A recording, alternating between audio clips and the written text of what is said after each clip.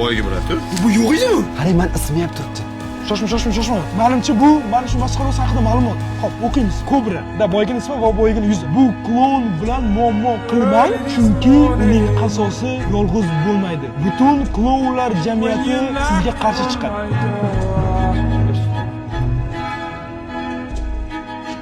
Muammo qilmadinglarmi? Chemodonni so'rabdi, chemodonni bermadik. Ichidagi narsa qani dedi, kitob dedi.